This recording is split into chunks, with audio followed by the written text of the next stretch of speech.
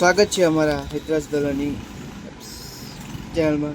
તો મારા વાલા વિદ્યાર્થી મિત્રો અને ઓલ ઇન્ડિયા, તો ગાઈસ, આજે ગુરુ પૂર્ણિમા નિમિત્તે હું જે પણ બે શબ્દ કહું તેને સાંભળવા મારી નમ્ર વિનંતી।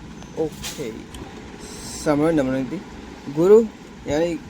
ગુરુ એટલે કે બાળક જ્યારે જન્મે છે તેના પહેલાં બાળકનું સૌથી પ્રથમ ગુરુ તેના મા હોય છે, કારણ કે મા એને 9 મહિના પોતાના ગર્ભમાં રાખે છે, તેને વગર જોઈએ તેને બહુ જ પ્રેમ કરે છે, અને એ જ્યારે 9 મહિના પછી બહાર નીકળે તેની બધી જ દૈનિક ક્રિયાઓ પોતે બાળકની જાતે કરાવે છે।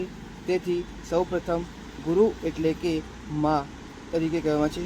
મા પછી ગુરુ પિતાને કહેવામાં છે, કારણ કે પિતા તેને સફળ થવાની પાછળ હોય છે નો મોટો હાથ હોય છે, કારણ કે પિતા એ જ પોતાની અતૂટ મહેનતથી બાળકને ભણાવે છે, ગણાવે છે, માતા પિતા બંને થઈને ભણાવે છે। પછી બાળકનો ત્રીજો ગુરુ એટલે કે શાળાએ તે જાય છે, ત્યારે શાળામાં તેને કઈ દિશામાં કઈ રીતે આગળ જવું તેનો સાચું માર્ગદર્શન તેના શિક્ષક એટલે કે ગુરુ બતાવે છે। શિક્ષક એ એવો છે કે તેને બધી ખબર હોય છે કે વિદ્યાર્થીમાં તેની કઈ ખામી છે, તે ખામીને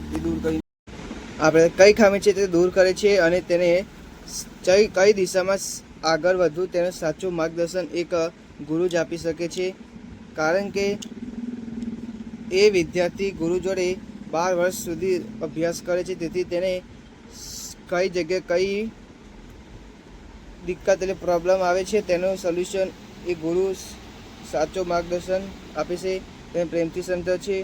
પણ ફેક્ટ્સ એવો છે કે બધા ગુરુ એક જેવા હોતા નથી। બધા ગુરુની પદ્ધતિ અલગ અલગ રીતે હોય છે।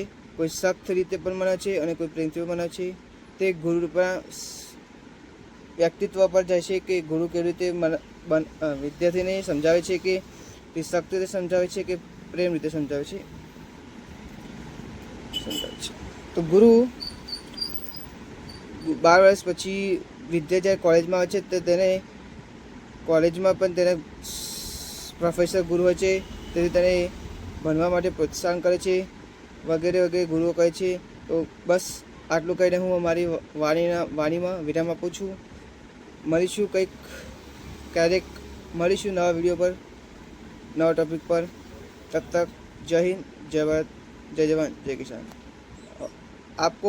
તમને અમારો વિડીયો પસંદ આવે તો અમારા વિડીયોને લાઈક કરો, કોમેન્ટ કરો, શેર કરો, અને પોતાના મિત્રો સાથે શેર કરો, જેથી તમે પણ જે ખુશ થયા છે એવા પણ આ વિડીયો જોઈને ખુશ થાય। અસ્તુ, સાયોનારા।